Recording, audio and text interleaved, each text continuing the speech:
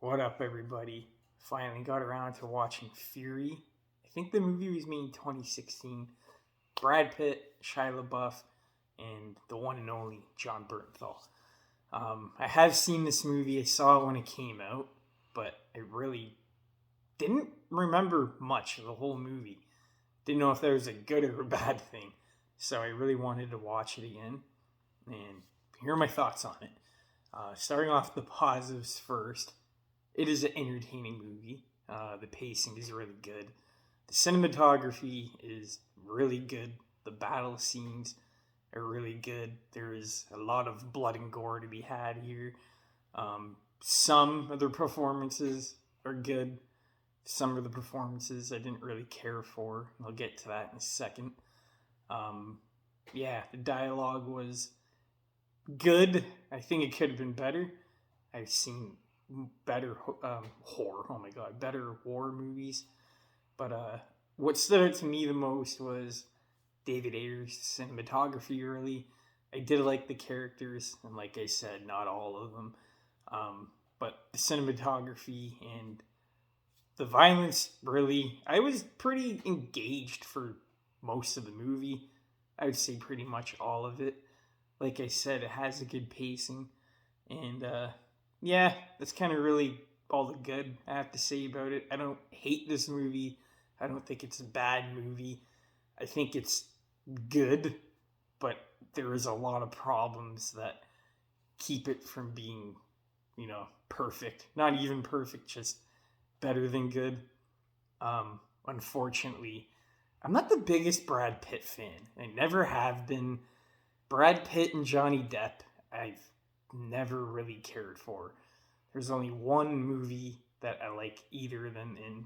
Brad Pitt for me is, I think, Inglourious Basterds and Once Upon a Time in Hollywood. I really like him in those movies. And Johnny Depp, I pretty much just say Pirates of the Caribbean. um, yeah, I don't know what it is about Brad Pitt, but I just never really liked him. A couple of his roles, and that's about it. I do really like Shia LaBeouf, and I do like John Bernthal a lot. So I don't know. I think they themselves kind of got like thrown under the bus in this movie. I don't. They're in a lot of scenes, but they really don't have a lot of dialogue, and I think that was a big missed opportunity because the parts that we do get with Shia LaBeouf and John Bernthal are really good. There is some good emotional stuff here. There's good emotional scenes between the two. They're close friends, been fighting with each other, and I just didn't think we got enough of them. It was more of Brad Pitt, I think, and I just never liked his acting. I don't know what it is. I'm not saying I could do a better job. I'm just saying I don't know. I just feel like he's like the typical kind of Hollywood star. Doesn't not The Rock kind of, but like I don't know. Just typical. I don't really see the fucking point that like gravitates people towards him. I'm just not really into him. I don't know.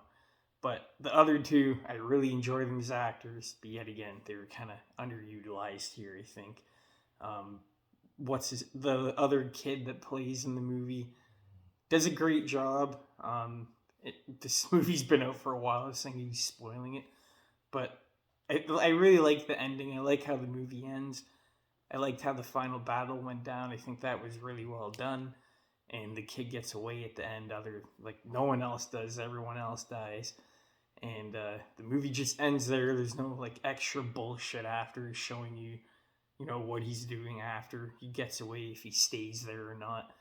Uh, the war kind of just ends and the movie ends, and I think they ended the movie off on a really good note and didn't drag it on. The movie is 2 hours, doesn't really drag. Like I said, the pacing's pretty good, but like I would watch it again. It's not a movie I hate. I just think some characters were underutilized. I think there was some moments with Brad Pitt, like it's just some moments I liked his acting, some moments I didn't, and I didn't think the dialogue, not like 100%, but 50%. I would say like half the movie's dialogue just kind of didn't work for me. There is some, like I said, really good emotional moments. There is some good dialogue between characters here and there, but I didn't get bored, but I think it just could have been written better because I didn't really feel the intensity in the movie too much. I kind of felt like I was just watching it. You know what I mean?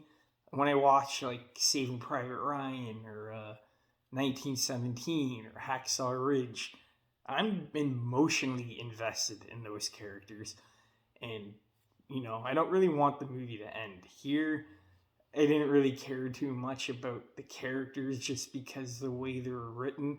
Even though there is some good emotional moments, there's not enough. But I get it because there is, a lot of characters to juggle. So I understand that part. But it's not like Andrew Garfield and Hacksaw Ridge. Like, that made you feel like you were in the movie. It completely sucked you in. This one, I just kind of felt like I was watching it along for the ride. And when it ended, I just didn't really think anything more of it. I'm not saying it has to be a complex movie. It's a basic horror movie, which you can't go wrong with. But we've had so many other ones that do this better. And this movie's a lot different. It's not about, soldiers running on foot, going through the trenches. It's more about them being in the tank and how the tank operates, how it works, and how they can move on with their job. And you don't really see that in other movies. This whole movie's basically them in the tank. And that part was pretty cool. Like I said, not other war movies don't really focus on the tanks. So that was cool. Overall, I would give the movie a 7 out of 10. I would watch it again. I don't think it's terrible. I don't think it's bad. I think it's a good, solid war movie. But not like in my top 5 or anything like that. And like I said, I would watch it again. But who knows? Maybe I'll watch it again. And even though I know what happens, maybe I'll like it more, or maybe I'll like it less.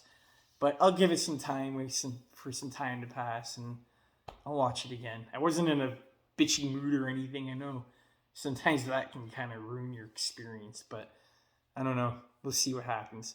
All in all, good performances from some actors. Some ones I didn't really care for. Thank you, everyone, for watching the review. And let me know in the comments if you've seen Fury, and let me know what you think of it if you have seen it. I'll talk to you later. Peace out, homies.